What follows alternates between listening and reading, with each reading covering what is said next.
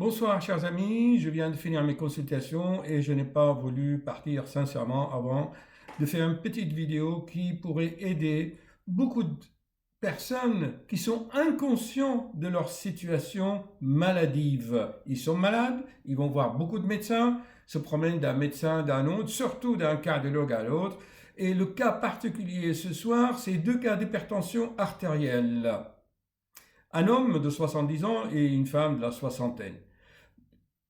Faites bien attention s'il vous plaît, prenez des notes si vous voulez. On va commencer par une sympathique femme de 60 ans qui est allée faire depuis des années le tour de 3 ou 4 cardiologues dans la région. C'est incroyable. Et chaque cardiologue, effectivement, constate l'hypertension et lui donne les médicaments qu'il faut correctement selon les normes. Et la patiente revient à la tension est très haute ou ce médicament ne va pas. Surtout, c'est que elle a beaucoup de tension. Une pause. Et finalement, le destin a voulu qu'elle atterrisse dans mon cabinet. Alors, elle commence à m'expliquer son cas, me présente toutes les ordonnances, les analyses, les électrocardiogrammes, l'échographie, vous savez, toutes les explorations cardiologiques, les prescriptions, tout est OK. Donc, attention qu'on parle bien des choses bien précise, hein. C'est une hypertension émotionnelle due au stress sans cause organique, ok? Sans sténose des artères rénales ou sans tumeur surrénalienne, sans phéochromocytome. Donc c'est une hypertension essentielle, ok? J'en ai déjà parlé dans d'autres vidéos. Alors, une petite pause. Donc, elle cherchait un médecin cardiologue holistique. Ok, on est bien d'accord, holistique, médecine globale. Et elle espérait toujours soigner cette hypertension. Ok, il vient me voir, je regarde tout cela et j'ai tout de suite compris, si vous voulez, intuitivement, j'ai regardé, j'ai compris la situation. Je dis, Madame, vous voulez bien qu'on parle d'une façon holistique, d'une façon globale de votre maladie, entre deux guillemets, dans votre contexte de vie. Parce qu'une maladie n'est pas isolée comme ça, toute seule. Les maladies ne sont pas suspendues ou ne sont pas dans les livres comme ça, vous avez une maladie. Les maladies de nos jours sont dans un contexte global. Et on peut aider les patients si on tient compte du contexte et des circonstances de l'état présent. C'est très important. Or, mais tout le monde essayait d'aider cette patiente, mais malheureusement, ils n'ont pas tenu compte du contexte. Peut-être le médecin de famille comprenait la situation, le médecin traitant, la vie de cette patiente. Une petite pause.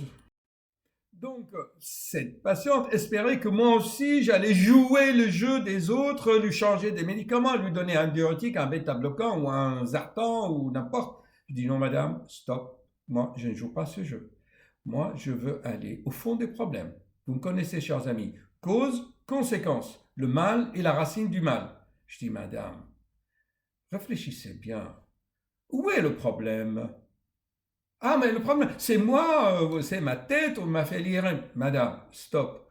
Où est le problème? Elle n'osait pas dire. Elle n'osait pas. Ou elle le sait peut-être, mais elle ne sait pas l'exprimer. Madame, où est le problème? Ah, c'est moi. Je dis non, c'est pas vous le problème. Ah, c'est l'hypertension, c'est les médicaments. Ah non, c'est pas les médicaments. Je dis, madame, écoutez, si vous voulez qu'on rentre dans le cadre de médecine globale holistique, il faut voir le contexte dans lequel ces symptômes, cette tension apparaît. Vous êtes marié?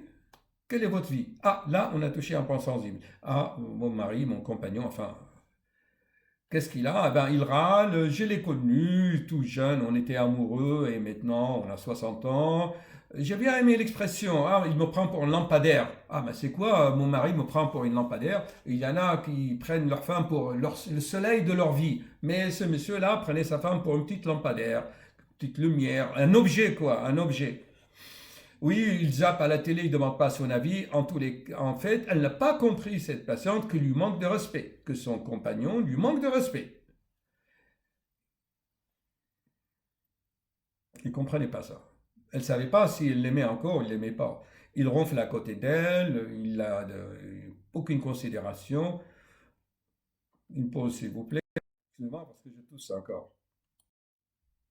Donc, après quelques questions, elle a compris que en fait, c'est le conflit qui crée cette hypertension artérielle. Oui, chers amis, une contrariété, vous déchargez de l'adrénaline, vous êtes stressé, quand vous rentrez chez vous après une journée de travail, si vous trouvez votre mari qui vous contrarie, qui zappe la télé, qui vous prenne pour un lampadaire, ça va pas, ça, vous êtes contrarié, vous développez de la résistance. Au lieu de la taper, lui donner une baffe, ben vous développez en vous-même cette énergie et vous créez la maladie. Vous exprimez autrement. Vous utilisez votre corps pour exprimer votre contrariété dans ce cas particulier, c'est une montée des chiffres, une tension, et effectivement, ça peut développer les anévrismes et les accidents vasculaires, et on pète un câble. Cette fois-ci, on va le péter vraiment par l'hypertension. Hein? Je suis désolé, madame. Elle croyait que j'allais lui donner encore des médicaments, de changer, que j'allais jouer ce jeu. Je lui dis, madame, pas de médicaments. J'ai fait une ordonnance, résolvez votre problème dans votre intimité. Qu'est-ce que vous voulez?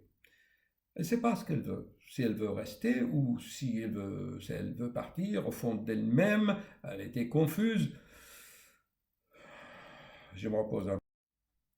Finalement, on est arrivé à la conclusion qu'effectivement, c'est sa vie intime, conflictuelle, qui lui crée la tension. On est d'accord, chers amis, on est arrivé à cette conclusion. Maintenant,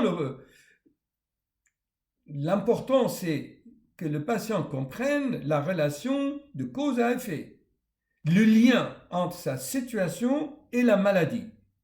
Est-ce que vous voyez un peu l'idée? Il faut faire comprendre et conscience au patient que le lien entre son hypertension et là, c'est son conjoint. C'est le conjoint qu'il faut soigner, qu'il faut amener chez le psychologue ou chez un conseiller conjugal et ne pas bouffer des médicaments. De l'autre côté, madame, ce n'est pas vous qui êtes malade, c'est pas vous qu'il faut donner des bêta-bloquants, c'est peut-être l'autre, la source de conflit. Mais comme vous le savez, chers amis, tout comportement d'un être humain lui apporte un bénéfice secondaire. L'être humain, quand il exécute, quand il fait une habitude, quand il est habitué à quelque chose, ce qu'il en tire des bénéfices. Alors, moi, je n'ai pas voulu lui poser la question que comptez-vous faire, puisque maintenant vous savez la source de problème. Il ne faut pas donner la solution. Déjà, la pauvre, elle a fait pas mal de démarches pour aller voir les médecins, pour soigner sa maladie, mais pas la cause, les symptômes, les conséquences. Déjà, elle cherche, mais elle ne sait pas comment chercher, puisqu'elle n'ose pas appeler un chat un chat. Elle a compris finalement que là, c'est la source de problème. Je me répète, je m'excuse, hein. Je fais comme Paul Amar quand il raconte ses histoires pour faire un peu de suspense. Alors la question, chers amis, c'était quoi qu'il fallait lui poser? Je vous laisse réfléchir un peu. J'ai posé les questions autour de moi ce soir. Ah bah il fallait lui poser que comptez-vous faire? Pourquoi vous faites ça? En fait, non, non. Moi, je lui ai posé la question suivante. En se basant sur les postulats de la PNL et de la technique de communication, madame, tout en sachant que son comportement a en un bénéfice, madame, pourquoi est-ce que vous supportez une telle situation? C'est pour voir un peu le bénéfice qu'il en tire. Comment se fait-il? Qu'est-ce qui vous fait que vous supportez cette situation conflictuelle? Vous savez ce qu'elle m'a répondu?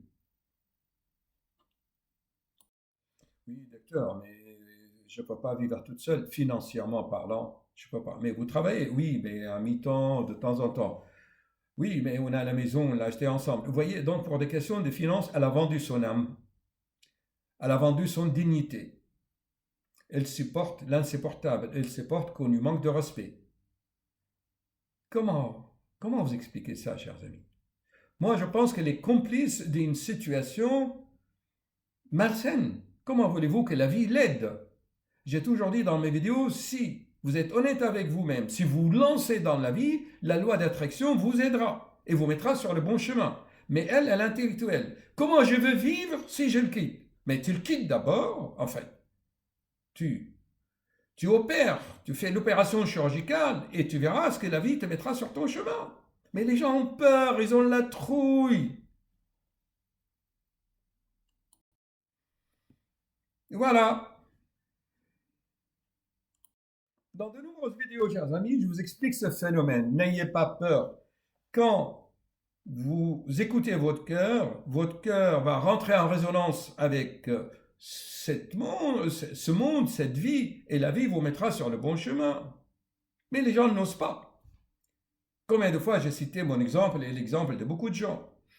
Vous partez sur la route, j'ai cité cet exemple d'un homme pauvre, sa femme dit « Oh, va travailler. » Mais le mari lui dit « Mais oui, mais il y a le chômage partout, les usines sont fermées, comment je vais, il n'y a rien, tout est bouché. » Sa femme dit « Va sur le chemin. » Et une fois qu'il est sur le chemin, eh bien, il y a un camion qui a fait tomber un sac de farine, et puis le camion, bien sûr, a filé. Il a pris le sac de farine, elle a vendu la moitié, et puis il a donné l'autre moitié pour sa famille, et petit à petit, il a commencé à investir. Vous voyez, ça c'est un exemple, une allégorie, hein. Mais bon, il faut y aller quand même, il faut se mettre sur le chemin. Ah, mais non, avant de se mettre sur le chemin, elle va calculer comment je vais vivre, comment je vais faire, si je fais ça, si je fais ça, ça va avoir ça. Déjà, elle a tout mentalisé. C'est pas comme ça, hein. Après, elle a compris, oui, c'est vrai, docteur, je sais que je vais le quitter, mais je n'ai pas la force, j'ai pas la volonté. Mais c'est que dans ces cas-là, qu'est-ce qu'il faut faire? Il faut la coacher pour clarifier son esprit. Clarifier, lui poser les questions qu'il faut, si elle aime toujours, ce qu'elle compte faire, et effectivement, petit à petit, donc avec un bon coach, on peut l'aider. Mais déjà, on a beaucoup avancé. Voilà, donc je dis madame, je suis désolé, pas de médicaments, pas d'ordonnance de mon côté. Par contre, je lui ai donné quelques, si vous voulez, fortifiants, sachant un peu l'homéopathie, la naturopathie, pour fortifier le foie, pour désintoxiquer un peu le foie,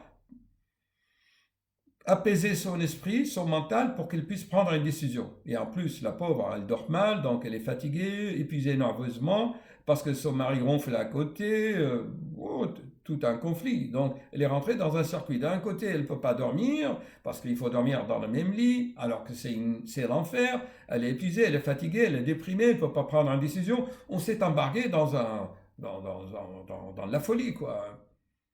Bon, mais grâce à l'aide, petit à petit, franchement, je suis contemporain et dit, docteur, je vais prendre les décisions, je vais réunir mes enfants. Mes enfants me disent la même chose que vous, docteur, voyez? Sachant que ça fait des dizaines d'années qu'elle vit cette situation, elle a hypertrophié son cœur, l'aorte s'est dilatée, elle a un début d'anévrisme et les cavités cardiaques commencent à se dilater. Donc c'est vraiment, sa situation est grave. Là, chers amis, vous avez compris comment notre corps, quand on l'utilise, il transforme ses émotions en maladies. Et des maladies comme ça, je peux vous en parler pendant des heures. Allez, encore quelques minutes pour une autre histoire.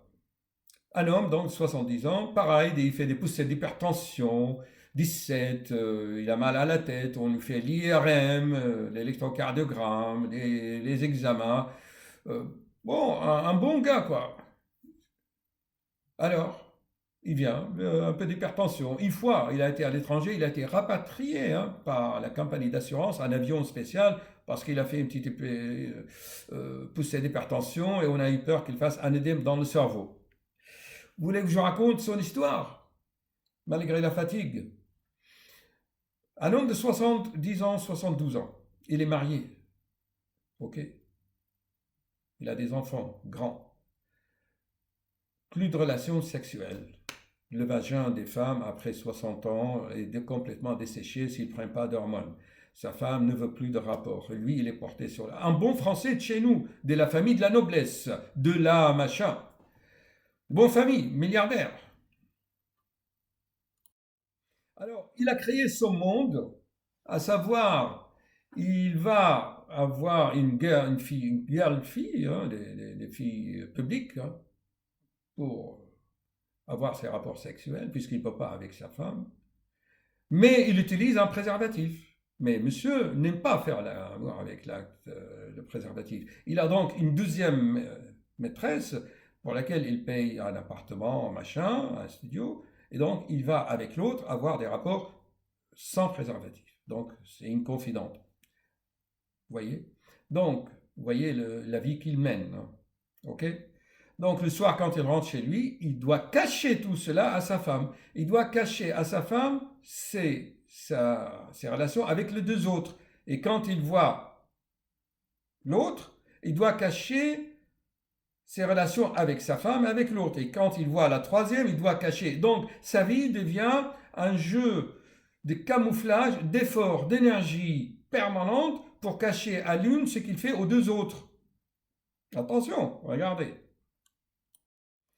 L'éthique, chers amis, un peu de moralité.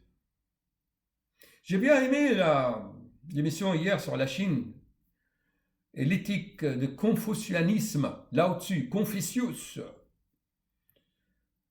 L'éthique, l'esprit de famille. Effectivement, les êtres humains ne sont pas aidés pour leur expliquer l'évolution de la vie, les rythmes de la vie, leurs besoins à chaque phase de leur vie. On vit dans cette société comme ça et on crée les maladies. Donc vous avez remarqué, chers amis, que le plaisir, les jouissances qu'on peut tirer d'un comportement, ça peut devenir destructeur. On se détruit, comme la cigarette, comme beaucoup de choses. Qu'est-ce qu'il faut faire? J'en ai fait tellement de vidéos là-dessus, le plaisir qui tue, les addictions. C'est vraiment très important. Regardez, mais moi je vous donne l'exemple, je suis devenu addict à faire des vidéos. Malgré la fatigue oculaire, malgré les nuits, eh ben, c'est la nature de l'être humain. Réfléchissons. Sommes-nous vraiment réduits aux rats et aux souris des laboratoires? Vous savez, dans leur cage, comme je vous ai dit, ils tapent sur une manette, ils ont une croquette, ils tapent, ils ont une croquette, ils sont conditionnés ainsi. Certes, nous avons un corps d'origine animale. Comment peut-on l'anoblir? Eh bien, j'ai fait 300 vidéos pour ça. Oui, progressivement, chemin initiatique. On ne peut pas tout vous dire en un quart d'heure. Mais je vous cite des exemples pratiques de tous les jours. Donc, vous avez bien vu comment l'être humain glisse sur des fausses pistes et il essaye d'exorciser le diable par Belzébuth. Vous connaissez le diable et vous connaissez Belzébuth. C'est la même chose, mais on exerce l'un par l'autre. C'est-à-dire, il essaye de résoudre son problème tout en évitant la racine du mal, la cause, parce qu'il n'ose pas. Et dans le monde actuel, sur notre planète, si vous regardez les guerres, les conflits, regardez les guerres. On dépense des millions pour traiter les conséquences, les réfugiés de la guerre. On leur donne à manger. Certes, on les aide un peu. On va résoudre le problème des conflits, mais leurs conséquences. Mais jamais on dit à Bachar d'arrêter les armes chimiques contre ses compatriotes. Par contre, on va envoyer des pansements et des médicaments. Ok, on peut faire les deux, mais le plus important, c'est de traiter la cause, l'origine. Donc, en conclusion, c'est un cas très particulier, deux cas très particuliers d'hypertension. C'est sûr que l'hypertension artérielle va avoir d'autres causes, l'obésité, des gens qui ont des dizaines de kilos en trop, et plein d'autres, hein, l'alcoolisme, il y a beaucoup d'autres causes, mais là, c'est des cas très précis, ok? C'est pour cela que j'ai fait des vidéos il y a 2 ans sur le pouvoir de la prise de décision. Tout est question de prendre une décision. Et la prise de décision se fait dans le plexus solaire, pas, ok? La volonté qui crée, c'est dans l'esprit humain. Mais l'esprit humain actuellement est très faible. Elle est faible. Il est carrément endormi. Il est dans un sac fermé. C'est le cerveau qui a pris le pilotage du système. En pratique, chers amis, ne vendez pas votre âme. Ne vous soumettez pas. Soyez digne. C'est inacceptable de sacrifier sa dignité pour manger, pour survivre. Soyons nobles, courageux et sachez une chose en pratique. Si jamais vous êtes complice d'une situation malsaine, la colère divine va s'abattre sur vous. Mais si vous êtes bienveillant, vous vous lancez, vous faites le saut, croyez-moi, la vie va tout vous offrir. La vie va vous aider. Vous aurez sur votre chemin des aides. Croyez cela.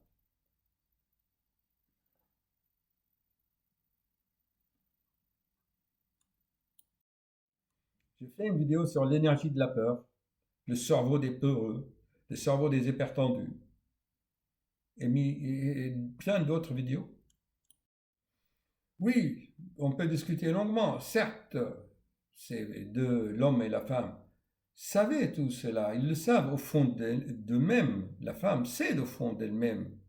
Mais elle n'avait pas fait le lien entre l'hypertension et ce qu'elle sait d'elle-même. Elle ne voyait pas le rapport. Parce que la médecine lui dit l'hypertension, c'est une maladie, donc il faut soigner.